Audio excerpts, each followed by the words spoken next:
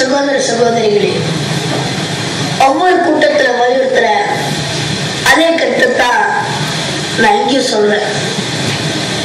சுதந்திரம் அடையணும்னா முதல்ல அதுக்கான தகுதி அடையணும். அதுக்கு நீடித்த நிலையான ஒற்றுமை வேணும்.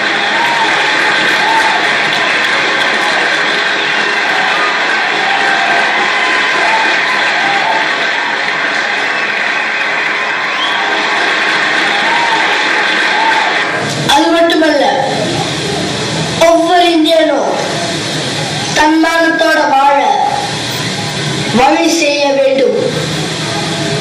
தீண்டாமைய நமது இதயத்தில் இருந்தும் சமுதாயத்தில் இருந்தும் வேரோடு கலைத்தெறிய வேண்டும். அடுத்து அந்நிய ஆட்சியை எதிர்த்தல்.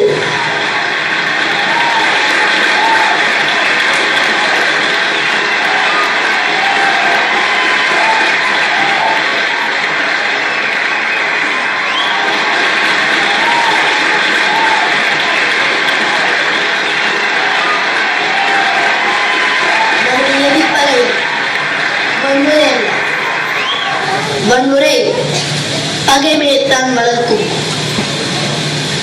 அகிம்சை வழி போர் செய்தா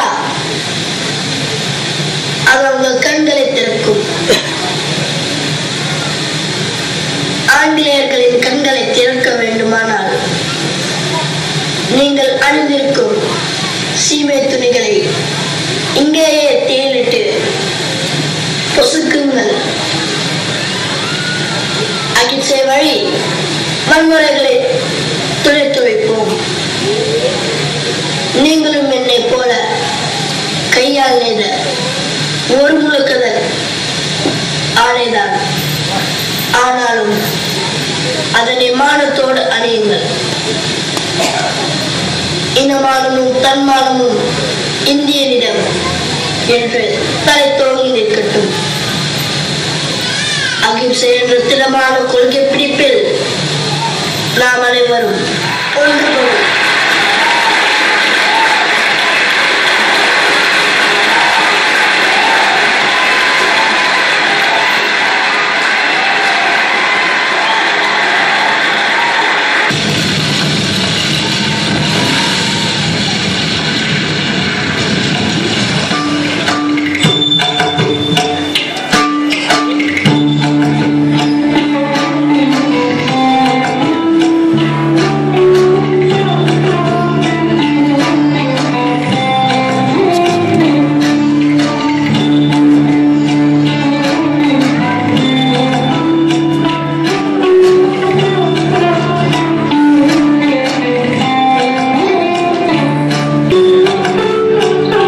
அக்டோபர் 2ஆம் தேதி 1869 ஆண்டு இம்மண்ணில் மலரடி பதித்து மகாத்மா எனும் உன்னத மாமனிதராய் மகுடம் சூட்டப்பட்ட மோகன்தாஸ் கரம்சந்த் காந்தியடிகளை பற்றிய தொகுப்பு இதோ வருகிறது.